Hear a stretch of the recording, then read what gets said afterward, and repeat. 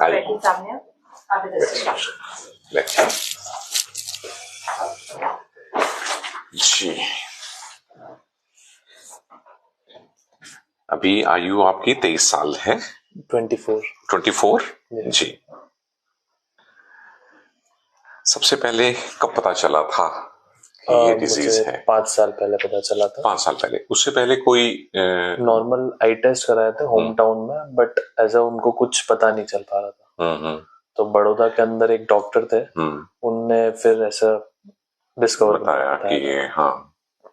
और आपको उस समय परेशानी क्या थी जब आज से 5 साल पहले? क्या जब मैं 10th क्लास में था तो बोर्ड नहीं दिख रहा था मेरे को दिखने में, बैक साइड में, तो बैठे बैठे तो मैं सेंटर में आगे बैठने की कोशिश कर रहा था। फिर चश्मा लगा?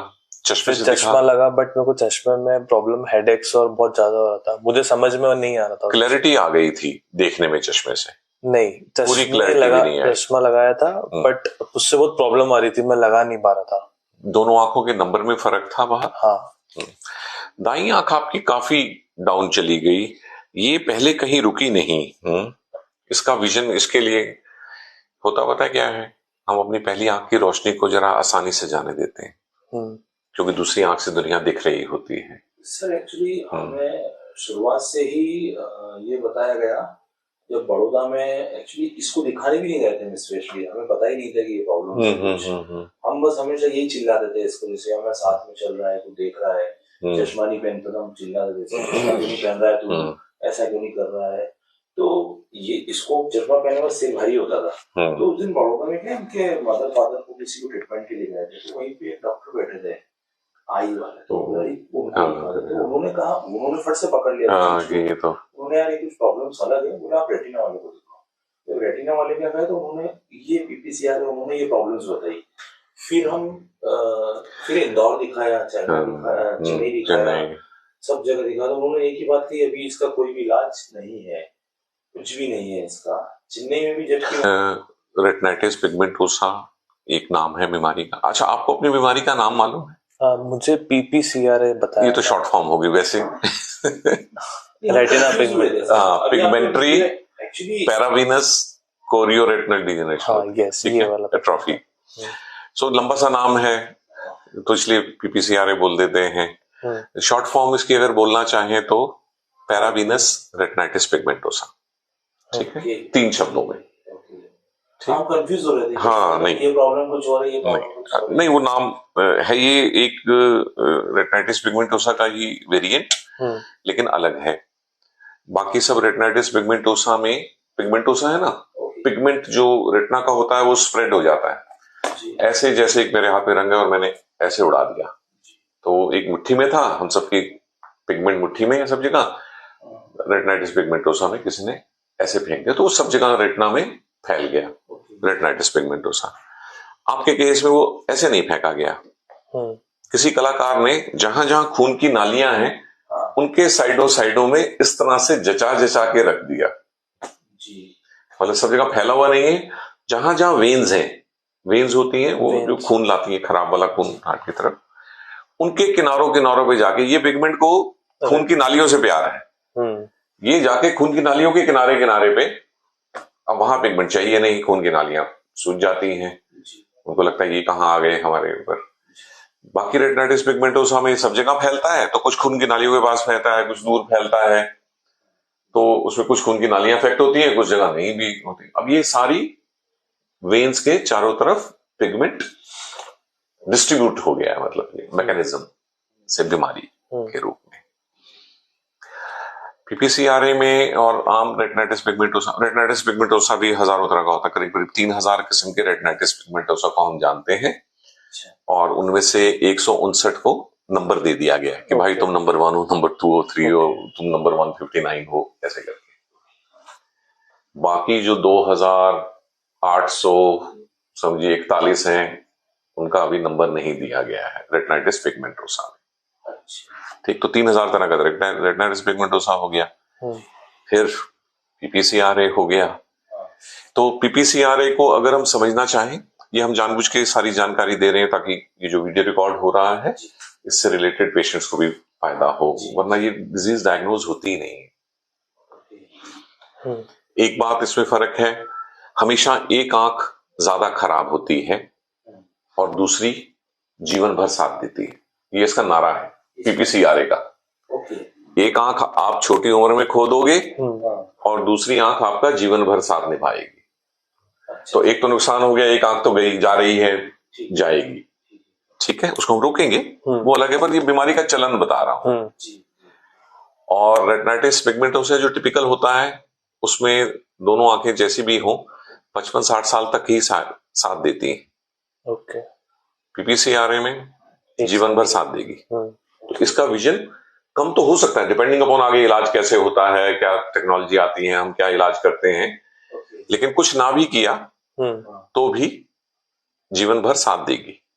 थोड़ा ज्यादा जो भी रोशनी कम होगी उम्र के साथ, बीमारी को अगर हमने छोड़ दिया, लेकिन ब्लाइंडनेस नहीं आएगी दूसरी आंख में। ये एक फायदे वाली बात है। थोड़ा बहुत जो कुछ भी आपको जीवन भर दिखेगा, अगर इलाज ना भी हुआ और इलाज होगा तो फिर कुछ तो इम्प्रूवमेंट्स आएंगे। ये फर्क है एक नॉर्मल रेटिनाइटिस पिगमेंटोसा में और पीपीसीआरए। ठीक है जी, ठीक है। एक और फर्क है, बहुत मेजर फर्क।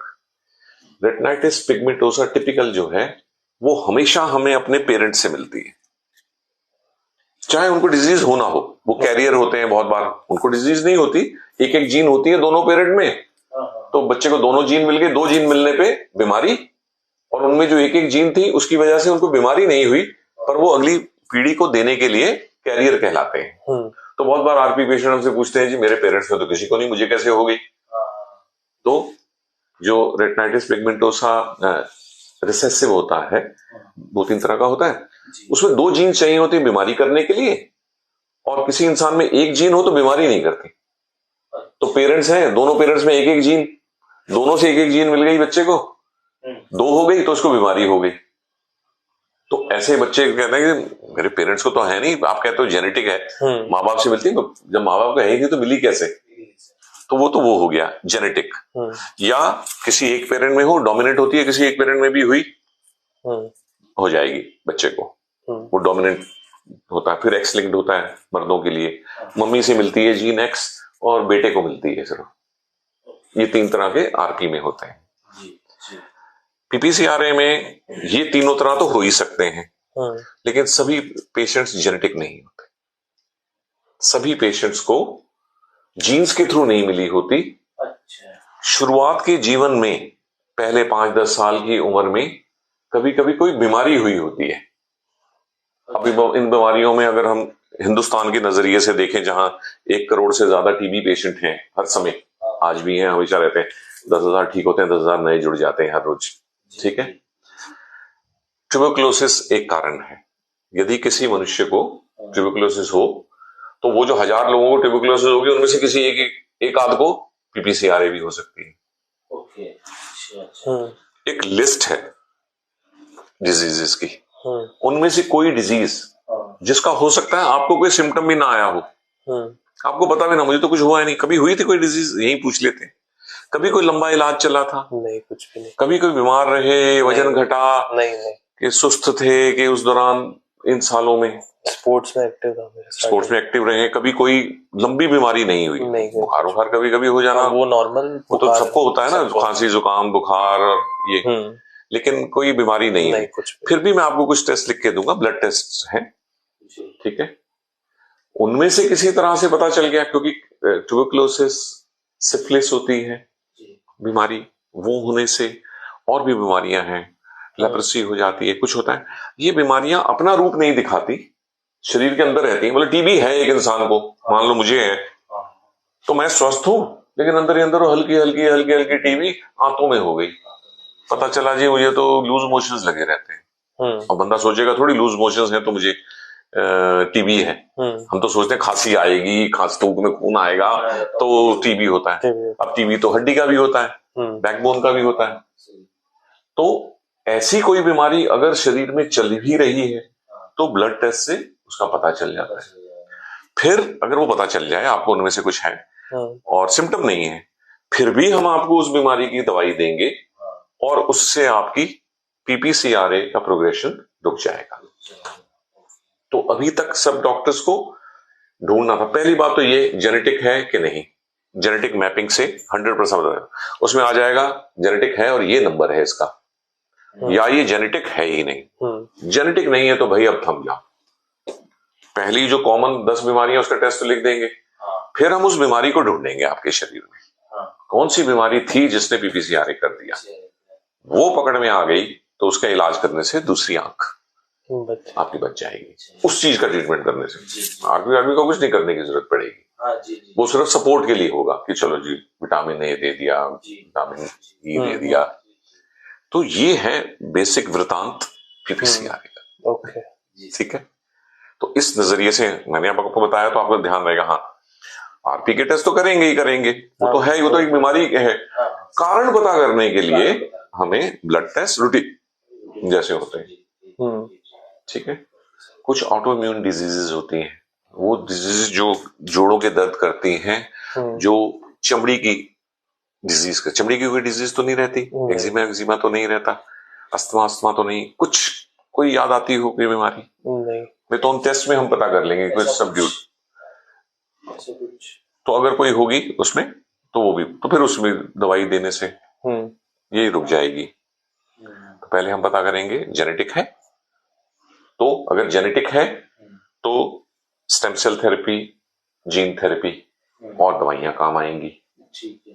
अगर ये जेनेटिक नहीं है तो दवाइयां और stem cell therapy, gene therapy शायद काम ना आए, शायद आ जाए, वो डिपेंड करेगा। तो वो ट्रीटमेंट का पैटर्न, दोनों में कॉमन मेडिसिन तो है, वो तो करनी है। ठीक है जी, अब देखते हैं।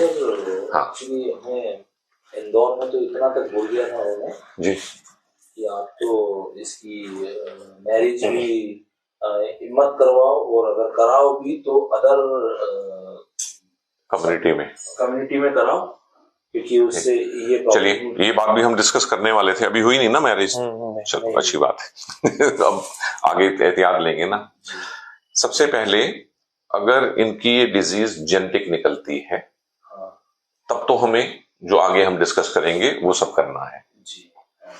अगर ये जेनेटिक नहीं निकलती है तो आप किसी से भी विवाह कर सकते हैं। आपकी तो जेनेटिक है नहीं, तो हमें दूसरे की जेनेटिक पता करने की जरूरत नहीं है, करा लेंगे उनका भी, पर उससे कोई रेलेवेंस नहीं है। ठीक, उनको बीमारी नहीं होनी चाहिए कुछ। अगर ये जेनेटिक है तो फिर हम चाहेंगे कि जिनसे आपकी मैरिज होनी है उनका जीन मैपिंग करा के, जिसको बोलते हैं जेनेटिक कुंडली, आपकी जेनेटिक रिपोर्ट और उनकी जेनेटिक रिपोर्ट मिला लें। ठीक है, कि कहीं दूसरे पार्टनर में भी वो डिजीज या उसका कैरियर होने की वजह से अगली पीढ़ी में जाने के चांसेस क्या रहते हैं। ये सारी चीजें हम स्पेसिफिक डिस्कस करेंगे, क्योंकि उसमें करीब आधे घंटे जब आपकी रिपोर्ट आएगी उसमें तो हम आपसे बताएंगे। कोई जरूरत नहीं कुछ सोचने की, जेनेटिक है ही नहीं। ठीक, और जेनेटिक है तो क्या सोचना है, ताकि आपकी अगली पीढ़ी को हम बचा सकें। शादी जरूर करनी है, सिर्फ जेनेटिक कुंडली मिलानी है। आपकी जेनेटिक रिपोर्ट और उनकी जेनेटिक रिपोर्ट होना, ये सब शादियों में चाहिए हर व्यक्ति को, चाहे उसे रेटिनाइटिस पिगमेंटोसा नहीं है, उसे अपनी जेनेटिक करा के, और जिससे शादी होने वाली है तो हम बहुत सारी दुनिया की बीमारियां होने से रोक सकते हैं। वो तो आता नहीं ना ख्याल में, रूटीन जो आदमी स्वस्थ हो गया मैं क्यों कराऊं, है ना। लेकिन ये एक आइडिया है, आज नहीं तो कुछ साल बाद धीरे धीरे लोग, कम से कम उन परिवारों में जहां ये है, आपके परिवार में तो आपके सब रिश्तेदारों को अपना जेनेटिक टेस्ट और जिनसे शादी होनी है कराना चाहिए। क्योंकि ये डिजीज, वो इंतजार ना करेंगे तुम्हें डिजीज है मुझे तो है नहीं, कैरियर तो हो सकते हो, सिम्टम नहीं है।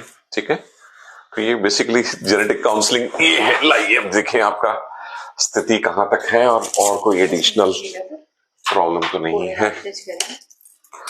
बड़ी करके आई ओपन करेंगे, स्ट्रेट देखेंगे, सीधा देखेंगे।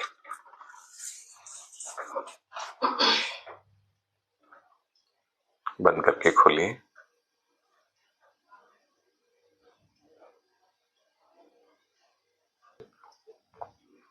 आपका स्क्रीन टाइम कितना है दिन भर में? मोबाइल, कंप्यूटर, टीवी, ये सब मिला के कितना देर देखते हैं?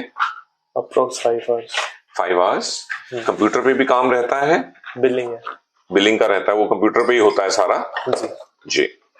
सर एक्चुअली इसने सर बड़ौदा से बीबीए किया था। अच्छा। तो जब हमें पता पड़ा कि ये प्रॉब्लम है, हाँ, तो ये बोलता था हमें पढ़ाई करनी है और हाँ, लेकिन अभी इंदौर में डॉक्टर्स ने हमें क्लियर बोल दिया था कि इसको कोई भी कंप्यूटर का जिसमें फोन बड़े हो जाते हैं ऐसा कुछ कोर्स कर या गिटार, मतलब मैं अभी आपको इसके बारे में जो प्रोफेशनल काउंसलिंग होनी चाहिए, देखिए आपको आमतौर पे मैं बता देता हूँ 99.9% डॉक्टर्स आपकी बीमारी की रिपोर्ट देख के जो आपको सलाह देंगे वो सलाह मोटी मोटी तौर पे रेटिनाइटिस पिगमेंटोसा पेशेंट्स पे लागू होगी, मोटी मोटी तौर पे। वो भी सब रेटिनाइटिस पे नहीं लागू होगी। पीपीसीआरए पे तो बिल्कुल ही फर्क है। लेकिन देखिए मेरे लिए रेटिनाइटिस पिगमेंटोसा मिशन है जी। तो ये सामने देखेंगे।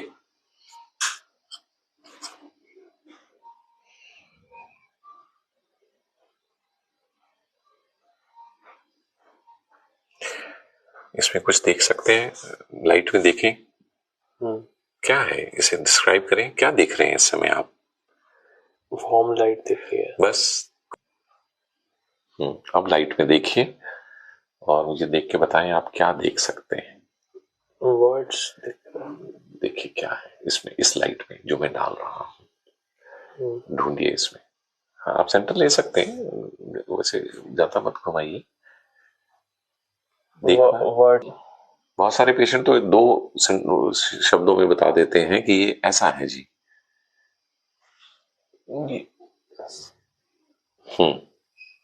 कोशिश कीजिए, आप देख पाएंगे, इस आंख में इतनी रोशनी है। ठीक है, मैं फिर दिखाता हूँ, आराम आराम से। कोई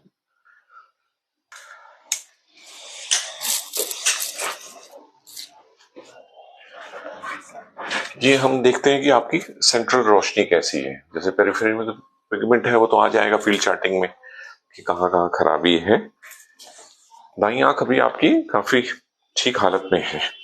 समस्या क्या है कि आपको कोई अब तक चश्मा नहीं पहना पाया डॉक्टर। हमारा इलाज तब तक ही चलेगा आपका जब तक आप चश्मा पहनते। ओके। कसम खा के देखिए, हम सारा कुछ ढूंढ रहे हैं ना, लेटेस्ट टेक्नोलॉजी, लेजर, ये वो। अच्छी खासी इंप्रूवमेंट आपकी फोकस की हो जाती है चश्मा पहनने से। वो चश्मा आपको जब परेशान करे हमें बताइए, हमें वो नंबर तो आता ही होगा निकालना जो आपको परेशान ना करे। आप समझ रहे हैं मेरी बात? कि या तो हम आपकी सुन, अच्छा चलो रहने, थोड़ा सा भी सेंटर और इंप्रूव हो गया ना, क्वालिटी ऑफ विजन में बहुत फर्क आ जाएगा। ठीक है, और वो आएगा चश्मा पहनने से, साधारण चश्मा। ओके। फिर उसको हम अलग तरह से बनाएंगे, उसमें प्रिज्म जोड़ेंगे, चौड़ाई बढ़ेगी उससे, उसके साथ आपको अटैचमेंट देंगे कि जब आपने रात को जाना है बाहर तो फ्लिप ऑन क्या करें, आपने धूप में जाना है तो कौन सा उसके साथ ही चिपक जाता है वो आपको भी दिखाएंगे। ठीक है, ये सब करना है, मतलब मैं भी वो सब कुछ कर रहा हूं जो मुझे इस समय आपके दिए करना है। आरपी और पीपीसीआर इनका ट्रीटमेंट सेम है, मतलब the medical part, medical part जो बेसिक है। देखो है तो ये पिगमेंट्री डिस्ट्रॉफी बोलते हैं इसे हमारी भाषा में। ग्रुप जो है ना, जिसमें 10,000 तरह की बीमारियां होती हैं, 3,000 तरह के तो आरपी होती है, रेटिनाइटिस पिगमेंटोसा, फिर और तरह की पिगमेंट्री। तो पिगमेंट्री तो है, एक तो कॉमन बात हो गई, पिगमेंट बिखरा है, बिखरने की जगह अलग है। तो जो पिगमेंट्री डिस्ट्रॉफी के लिए बेसिक प्रोटोकॉल है वो तो चलेगा आपने। फिर जैसे मैंने पहले कहा था, हमें पहले पता करना है जेनेटिक है या किसी डिजीज की। वो ब्लड टेस्ट की रिपोर्ट आप कराएंगे तो वो तो जल्दी आ जाएगी, 2 दिन में आ जाएगी। रेटिना वो हेरिडिटरी वाली आएगी, जो जेनेटिक है वो आएगी 1 महीने बाद। तो तब जाके हम फिर तो बेसिक दवाई जो पिगमेंट्री डिस्ट्रॉफीज में दी जाती है वो सब शुरू हो जाएंगी। वो तो स्टैंडर्ड प्रोटोकॉल है। चश्मा विद प्रिज्म स्टार्ट करना, with Polaroid glasses, with UV protection, वो बन जाएगा। विजन थेरेपी जो सभी तरह की पिगमेंट्री रेटिनोपैथी के को इंप्रूव करती है वो शुरू हो जाएगी। बाकी बच जाएगी अगर कोई डिजीज निकलती है उसकी दवाई। उदाहरण के तौर पे ना ही हो टीबी, क्योंकि मैं तो अभी टीबी का नाम इसलिए ले रहा हूँ कि हम किसी पेशेंट को नहीं कहते कि आपको टीबी हो, क्योंकि वो बहुत आसान है, वो उसको डैमेज। बाकी लोगों के केस में कोई कहता है मुझे टीबी हो गई तो पेशेंट भी निराश होता है, उतने निराश नहीं होते, पर हम भी मानते हैं हाँ यार टीबी हो गया ऐसे। आपके केस में आए तो ढोल वाला बुला के डांस करिएगा, मुझे टीबी हो गई, अब मुझे टीबी की दवाई देंगे 6-8 महीने। आप समझ रहे हैं मेरे भाव, समझ रहे होंगे ना? हाँ, मैं उसे इस तरह से समझा रहा हूँ कि हमें चाहिए एक बीमारी का नाम जिसकी स्टार्ट मतलब वो एक्चुअली है ही का किस चीज से पहले वो चीज अपने को पता है, वहां पे पहुंचना चाहिए था। अगर पीपीसीआर पता चल गया था तो फिर डॉक्टर को, और फिर उसका फायदा आपको हम एक और चीज से फारिग कर देंगे ना, आप अपने बच्चों को नहीं कर पाएंगे। ये मिलना बहुत जरूरी है सर्टिफिकेट। एक तो आपके मदर का फादर को मिल गया सर्टिफिकेट की उनका कोई दोष नहीं है, और दूसरा ये हो जाएगा कि मैं खुल के, मेरी बीमारी जीन्स में नहीं है, बच्चों में नहीं जाएगी, मुझे हुआ था जो भी कुछ हुआ था जिसकी वजह से ये हुआ, आप भी फिर हमारे सबके उसमें आ जाओगे ना, नॉन जेनेटिक वालों। तो ये वृतांत है इस बीमारी का। पूरी महाभारत है। जिस तरीके से सर आपने समझाया और सब ये डिटेल बताई ना सर, अगर कोई मिल जाता हमें सब तो जी सर ये है, पर उसके लिए डेडिकेट करना पड़ता है ना, हमने लाए हमें तो। और सर आपका जो वीडियो है इसी ने मुझे शेयर किया था। अच्छा, एक्चुअली हम कंफ्यूज भी होते उस समय, ये जो आपका जो एक्चुअली ट्रीटमेंट डोसा जो वर्ड था वो पीपीसीआर है, जब मुझे भेजा तो मैं भी कंफ्यूज हुआ कि ये बीमारी हम डॉक्टरों को उससे आपने फिर भी अप्रोच कर लिया। हाँ, नहीं यार, ये डॉक्टर को ये बताना चाहिए कि ये है जी वीनस रेटिनाइटिस पिगमेंटोसा है। ठीक है ना? पेन होता है, मतलब पेन किस वजह से होता है और कब होता है? मेरे को सडनली कभी भी पेन स्टार्ट हो जाता है। किस तरह का होता है? दुखन जैसा? बिल्कुल चुभन, धड़कन, जलन नहीं, दुखने जैसा होता है। दुखती है जैसे कभी एक साइड का, मतलब हेड पे यहाँ पे सिर इधर का साइड से दुख रहा है। थोड़ा सा मैं लैपटॉप पे थोड़ा काम कर लिया, देखो ज्यादा चांस तो इधर दुखने की है, वो आंख साथ नहीं दे रही ना। हाँ, इसको दो आंख का काम करना पड़ रहा है। ये भी दुखती है और अच्छा, ये भी दुखती है कभी कभी। मान लो एक टांग किसी की प्रॉब्लम है, हाँ, वो तो फिर वो वैसे चलेगा और बैसाखी लेके चलेगा तो फर्क है ना। बैसाखी ही नहीं दी तो आपकी बैसाखियां हैं चश्मा, जो एक काम कर रही है। आंखों में ड्राइनेस हुई पड़ी, किसी डॉक्टर ने आपको ड्राइनेस की दवाई नहीं दी। मैं 15 साल से यूज कर रहा हूँ, और हमारे यहाँ आने वाले हर पेशेंट को ड्राइनेस की दवाई, पेशेंट को ही नहीं,